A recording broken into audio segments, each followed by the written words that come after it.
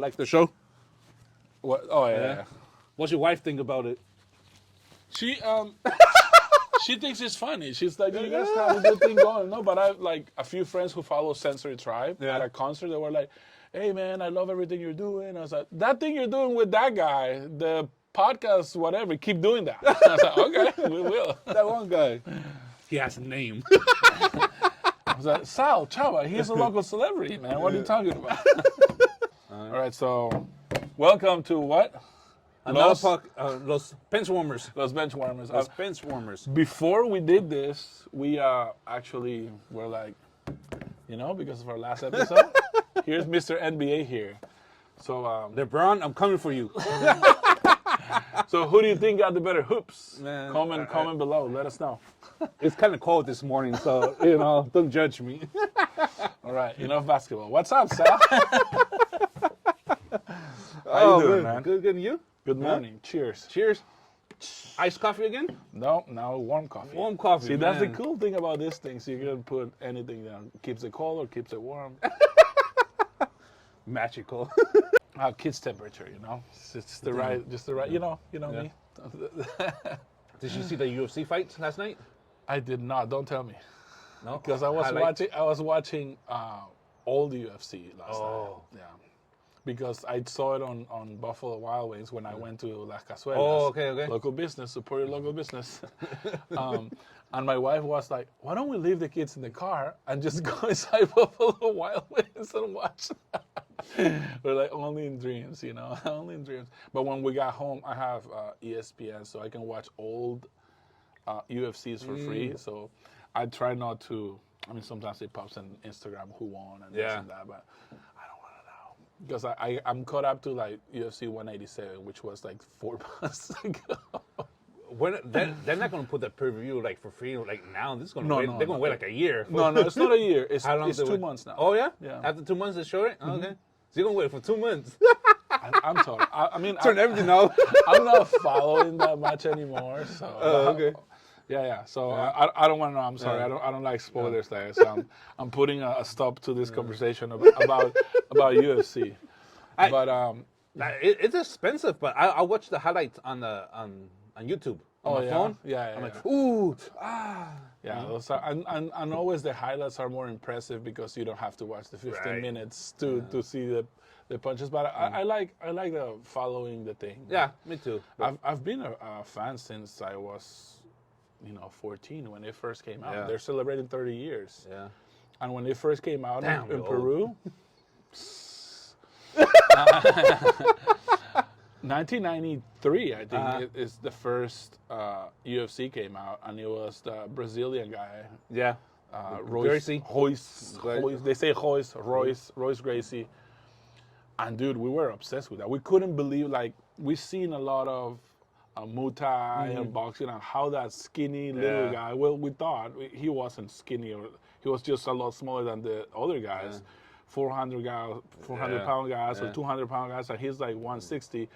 And the arm bar, the jiu-jitsu, bro. I was like, wow, that's crazy. And you watched it in Peru? What do you mean? The UFC 1. No. It was here, but it aired. Yeah. I know, but you watched it in I watched when I was in Peru. Yeah, they had that down. Okay. Yeah, and it wasn't even like a local network. It wasn't nothing fancy. It was Sundays after, I think, 9 p.m. because it was bloody as fuck. And in the beginning too, they had to fight multiple fights the same night. Yeah. And there was no weight classes. So it's like there's 10 guys, you all gonna fight each other and see who wins. Yeah. It was an insane thing now that there are rules and regulations. Yeah, it's crazy. Like, you could see even, I think in UFC 3 or 4, Royce Gracie could not do the third fight because he was tired, like he was winded from the prior fight. So then they start figuring out, let's make more of a business model. It's crazy how they grew they started from here, now how like a powerhouse they are. It's like everything, man. You gotta start somewhere. Yeah, but cool. I remember the impact that I had on me. Like we went and wanted to like learn Brazilian Jiu-Jitsu and kickboxing, Muay Thai. We were like, okay, we want to do this. And then we started just with our friends from high school. We'll wrestle and be like, okay, no punching in the face, but but we had the pads, and you can punch everywhere in the body, and you can do like we were playing, and in Peru it's called vale todo. Everything goes. Everything goes. Everything goes. Vale todo. Not try. Not sure. But I remember like school? doing arm bars with my friends, even with friends that were bigger than me, that were like, just by watching a little bit of UFC, I was just already capturing the moves, bro. I was like, I couldn't believe I got this big guy with an arm bar. I was like, all right, so this shit works in real life. I do all those moves on my sons. Oh, yeah. I got my all right. I got my 80-year-old like an arm bar, and my 6-year-old is jumping from the couch to hit me, and I'm like choking him. Like, you can't beat me. I'm a champion. And then you want your belt. Where's my belt? See you next time, Dana. 5 minutes later, both of them are crying to my wife. Oh, I'm like, hey, hey, you want to fight a champ? Yeah, you want to fight champ? You're gonna get it. You're gonna get it, Shoot. That's crazy. No, but I follow on and off since the beginnings. I knew Vale Todo was a big deal, and it's just, to me, was like to watch that much violence on regular TV at a young age. Like I said, I was like 12, 13, and I was like, what? This is crazy. Yeah. It might have been a few years later, now that I think about, because I was not 10. So probably it aired in Peru like 2 years later or something. So I was probably watching it in 96, 97. Right. I became a fan when the Ultimate Fighter Season 1 came out. Oh, that just hooked everybody. I'm like, what the fuck? And then the first seasons are crazy, dude. Like all the drama. I mean, reality TV started taking off, so all of that. But just the fights were like so good, and they were like on Spike TV and then on Fox, and it was free. Yeah, and like, Spike, oh man, Spike was free. I forgot about Spike TV. Yeah. the men's network, which now is like so wrong. They were the first one to get canceled. You know what I'm saying? Hey, R.I.P. R.I.P. Yeah, Spike TV. Spike TV. The first one to get canceled. I'm gonna use that for lyrics somewhere. R.I.P. Spike TV. It's crazy like how everybody gets canceled. Yeah. They find your old stuff and boom. It's been like a up and down wave, and I think like for a minute there, a couple of years ago, was like you couldn't say nothing because anyone could cancel you. Yep. And that's the thing, that everything is a double-edged sword, because there's some really fucked up things going on, misogynistic and all this macho men going on, but then there's stuff that is not, and then they get canceled for it. So, I think there's always like a balance, man. Nothing is black or white. It's like there's always all the shades of gray, man. So it's good that somehow some people are being held accountable for some shit. But then there's some ridiculous things that, a comedian is saying something as fucking comedy to make people laugh, bro. Yeah. You can't be offended about, that's your feelings. Yeah. You do it with your feelings. Yeah, exactly. If you don't like what they don't fucking watch it. Yeah. It's like, it's...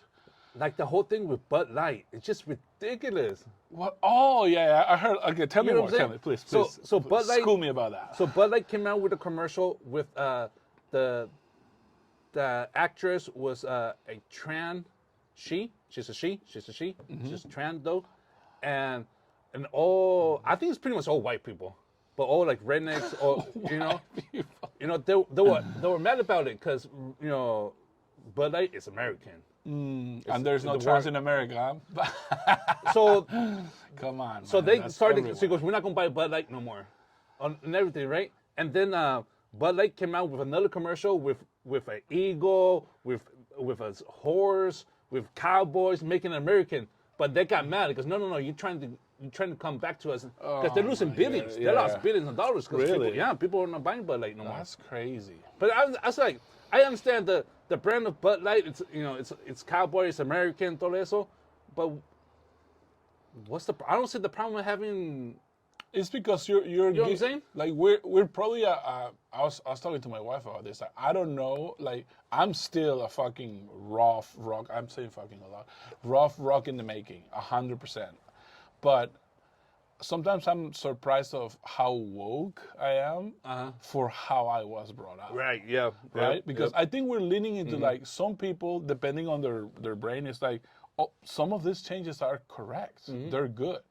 So some people they deny them. Yeah, Yeah. that's why it can never be like. And in Peru there is a term for this where say that you're warm. You're not hot or cold. You're warm, so you're not good. Because it's so hard for me to take a strong stand because nothing in life is like that, bro. It's like it's not. But I chose to respect some changes. Some stuff sounds crazy to me, but for some people it's like, no, I learned this way and that's it. Any new changes is bullshit, and then some people get mad, and I think that's the people that, it's the ones that they get canceled, or the ones that have these very strong opinions about even just the pride flag. Like, why does that affect you? Like, it's so silly. Yeah, and that like I don't like BudLight because I don't like that kind Tastes of beer. like shit. Yeah, Hey, you can sponsor us. Yeah. But if I want a BudLight, I'm gonna drink a BudLight. Like, Oh, I don't yeah, care. of course, I don't yeah. care who's on it. Like, who should get canceled? Dodgers. They should get The canceled. Dodgers. Oh, Like, why is man. the Dodgers not getting canceled, but BudLight is getting canceled for a commercial? Why are the Dodgers getting canceled? Because they killed. They pretty much did. They to build, because the Dodgers came from New York. Okay. So they came to LA to build a new stadium because they wanted a new stadium, and New York didn't want to give them the space to build a new stadium. Oh, I didn't know that. So they came to LA for their stadium, but what they did, they kicked out all the Latino community from that area because that was the only place where Latinos were allowed to buy houses because they weren't allowed. Because it was like section, like lower income stuff, or that, but it was more. I hate using this word, but it's more racist. okay. They wanted them separated away from, like, they had the black community and the Latino community, and then the white community was like in the beautiful spot of LA, all that stuff. So they had their own space. Okay. But they kicked out all the Latinos so they can build the Dodger Stadium on it. So a lot of people died. A lot of people lost their houses for pennies. For the stadium, yeah. For pennies. But that's not a new thing, bro. That happened right now in Qatar for the World Cup. Yeah. How many people died for that? Like, they need to cancel that. Like, but why BudLight? It's all about. You know what I'm saying? If you woke, be woke for the right reasons. Yeah, I don't know. Like I said, I don't consume BudLight. You know what I'm saying? That's like that just gets me. I respect you. Like you wanna support your beliefs and all that stuff, but pick your fights. True. But it's a commercial. Drink your fucking BudLight. The fuck? I'm gonna have to edit this out. All discussing, but it's a commercial. Drink your BudLight. Yeah. No, I used to drink BudLight when I first came to the States, and it was the cheapest beer on the shelf. And I was like, all right. And it's true, it goes very easily down. When it's really cold, it's just like drinking water. But when it gives you a horrible headache, I don't care. I don't mind for BudLight, and I'm so disconnected to those things. Yeah.